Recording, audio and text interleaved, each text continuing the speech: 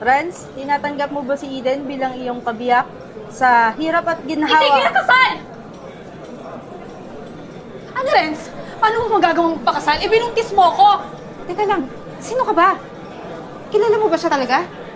Hindi ko siya kilala. Ikaw ang sino ka? Hindi mo ba alam na buntis ako ni Renz? Sino yung magagawa mong pakasal? Paano yung magiging anak natin? Teka lang, Teka, sino ka ba? Hindi kita kilala. Saan kita... Wala akong maalala. Hindi kita kilala. Sino ka ba? Malamang yan ang sasabihin mo kasi nandyan yung babaeng yan. Hindi mo ba alam? Di ba? Nung nagiinuman tayo, binuntis ako ng lalaking yan. Binuntis ako ni Renz. teka lang, pero bakit hindi ka niya maalala? Malamang yan ang sasabihin niya kasi i-deny niya na nabuntis niya ako. Renz, sabihin mo yung totoo. Sabihin mo totoo! Ikaw ang tatay nitong anak ko! Mahal, Eden. Hindi ko talaga maalala kung totoo yung sinasabi niya eh. Pero oo, nakipag-inuman ako. Andun yata siya, pero hindi ko alam, hindi ko maalala kung may nangyari sa atin. Kasama ko yung mga kaibigan ko nun, pero wala akong ginagawang masama. Alam mo, huwag ka na mag-deny. Dahil yung kasalan nyo, hindi yan matutuloy dahil hindi ako papayag. Anak ako ng general. Di ba? Alam mo yan. Na marami akong impluensya, marami nakakakilala sa akin. Kaya kung matuloy man yung kasal nyo, hindi rin ako papayag. Na walang maging tatay itong anak ko. Teka lang, pero parang hindi naman yung magagawa ng fiancé ko na mambuntis ng iba. Eto na nakikita mo na, nasa harapan mo na. Na si Renz, ang tatay ng pinabubuntis ko. Renz, paano mo yung nagawa sa akin? Akala ko ba? Eden, Akala ko ba hindi mo magagawa itong mga liwa sa akin? Eh, nandito na tayo, oh. Eden, hindi ko wala akong maalala. Wala talaga akong maalala ka. Paano mo wala akong maalala, Renz? Ano lang sasabihin ng mga magulang ko? Nagpakasal tayo ng ganito tapos bigla na lang may haharang? Bigla na lang may tututol tapos may anak ka na palang iba? Mahal, maniwala ka sa akin. Namumukhaan kita, pero sabi mo nga kanina, Kat yung pangalan mo, di ba? Pero kasama ko siya sa inuman. Kasama siya Pwede ng ba? kaibigan ng kaibigan ko, pero walang nangyari sa atin. Pwede ba, Renz? Alam mo ikaw, huwag mong isipin kung anong iisipin ng magulang mo, kung ano sasabihin nila. Ang isipin mo kung anong mangyayari sa'yo pag pinakulong kita. Teka lang, bakit mo ako papakulong, ha? May kasalanan ba ako? Lahat kaya kong gawin, pwede kong gawin. Dahil katulad na sinabi ko, general ang tatay ko. Kaya mamili ka, ipapakulong kita, ikaw Renz, mamili ka. Yung babaeng yan o itong anak mo, ipapakulong ko kayo dalawa. Hindi mo rin naman ako pipiliin. Teka lang, kung makukulong ako, anong pruweba mo? Anong kasalanan ko sa'yo? Ikaw nga yung may kasalanan eh. Kasi alam mo na may fiancé itong lalaking to, tapos magpapabuntis ka? Wala na akong magagawa dahil nga buntis na ako, di ba? Alam mo kung matino kang babae, hindi mo ipipilit yung sarili mo, hindi mo pagsisiksikan para makasira ka ng pamilya. Bubuo kami ng pamilya at wala kang magagawa dahil kukunin ko si Renz. Ikaw yung nagbabaliktad ng kwento. Ano? Sa tingin mo, inagaw ko si Red sa'yo? Eh kami nga itong magpapakasal kasi ako yung mahal niya.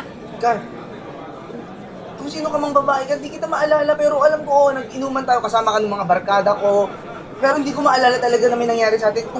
Kung totoo man na nabuntis kita, hayaan mo na magpakasal kami ni Eden. Tapos, susustento na lang ako dyan sa bata. Huwag mo na lang siyang ipakulong. Ano sustento sinasabi mo? Hindi ako papayag. Ayoko, mawala ng tatay to. Alam mo, hindi niya maintindihan. Pero parang awa mo na. Kakasal na kami oh. Patapos na.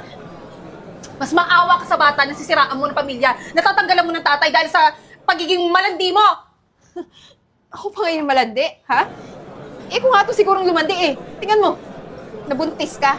Huwag mo ako sisihin. Si Renz sa sisihin mo. Pero wala ka nang magagawa. Ano, Renz? Mamili ka. Ipapakulong ko yung babae yan o sasama ka sa akin. Eden,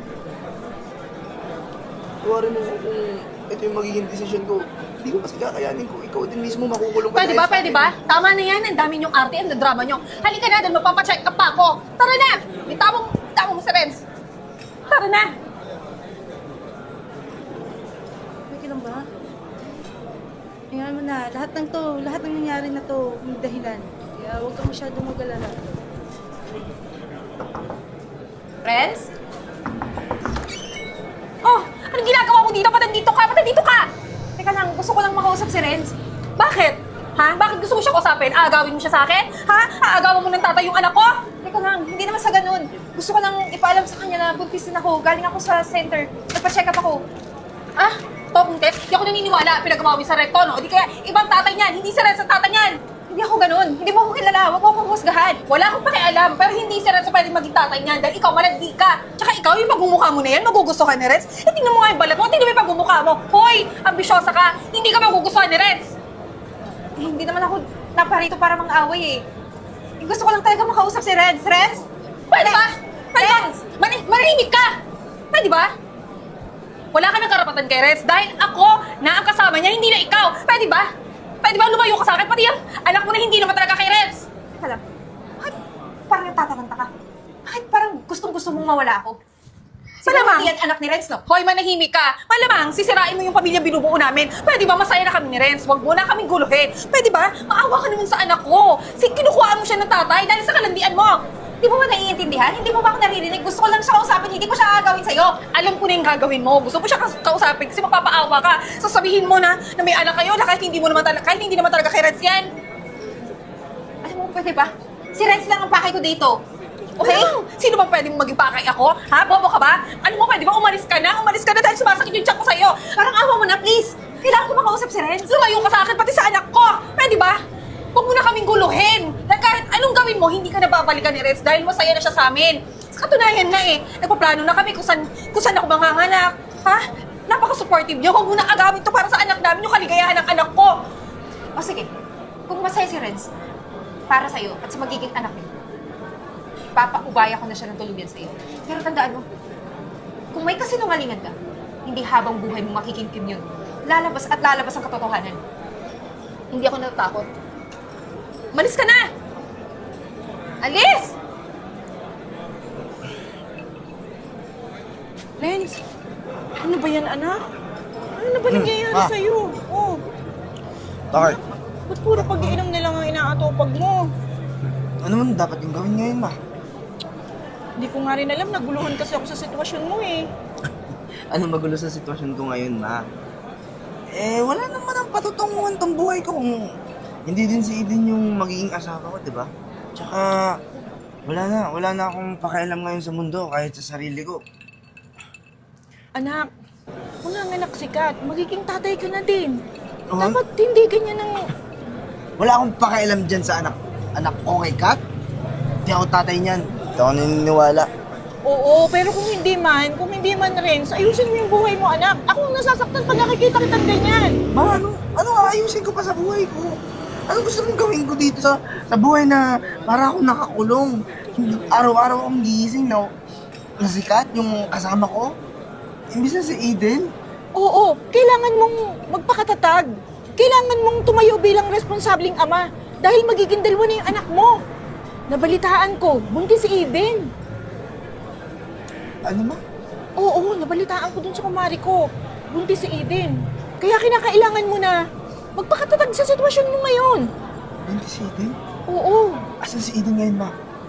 Ang sabi, nangungupahan sa isang lugar dito sa Makati. Hindi ko rin siya nakikita eh.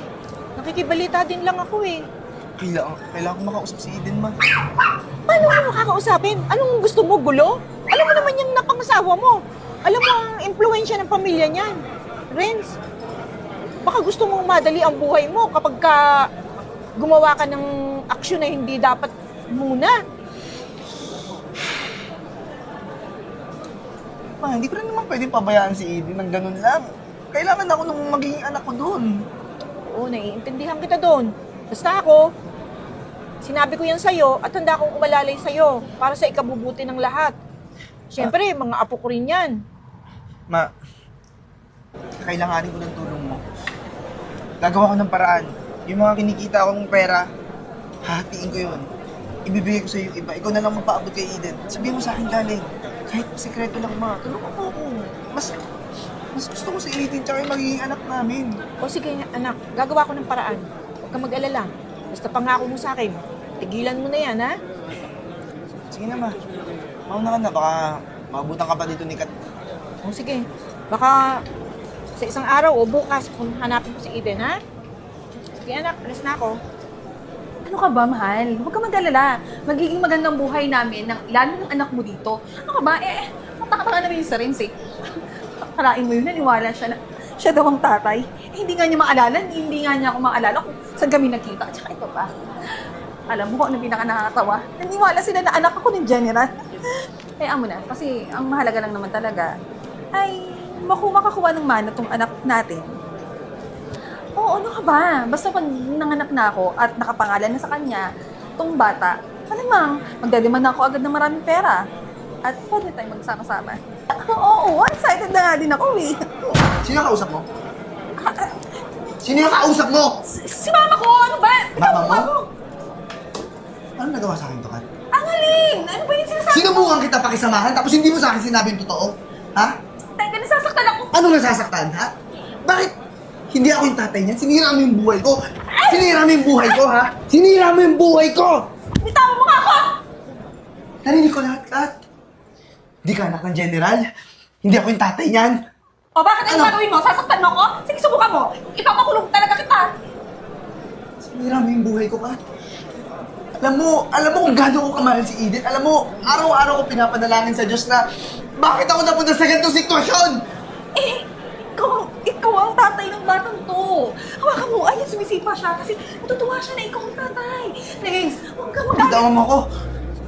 Dahil sa'yo, wala sa akin yung babaeng pinakamamahal ko. Pero alam mo, babalikan ko si Eden. Please. Pupunta ako sa kanya, magmamakaawa ako na bumalik dahil di naman ako yung tatay niyan. Please, ano naman kung hindi ka mong tatay? Mahal naman kita eh. Mamahal mo rin naman Hindi ako. kita mahal! Sinira mo yung buhay ko. Dahil sa'yo, nagpapakalugmok ako sa alak. Dahil sa'yo, na parang bangungot lang lahat ng nangyayari sa buhay ko ngayon. Huwag mo naman sabihin yan. Bakit itong anak natin? Anak mo sa ibang lalaki, hindi yan sa akin, Kat.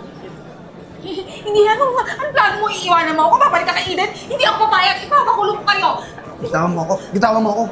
Aalis na ako dito sa bahay mo. Friends! Aray! Ah! Friends! Tita, bakit po kayo nandito? Diba, wala na po kami ng anak mo. Nabalitaan ko kasi na buntis ka rin pala. Yung anak ko, hindi maayos ang tayo niya dun kay Kat. Laging ikaw pa rin ang iniisip. Naglalango sa alak, walang katigil-tigil ng kaiinom. At isa lang yung pinakiusap niya sa akin. Ibigay ko sa'yo to. Panggastos mo yan para sa anak mo. Ipa-check up mo, bumili ka ng pangangailangan mo, kung ano man. At aantayin ko yung araw na makapanganak ka, gusto kong ipagpatuloy mo yung pag-aaral mo at ako ang sasagot nun para dadalhin kita sa kumpanya ko. Pero tita, napakalaking halaga po nito.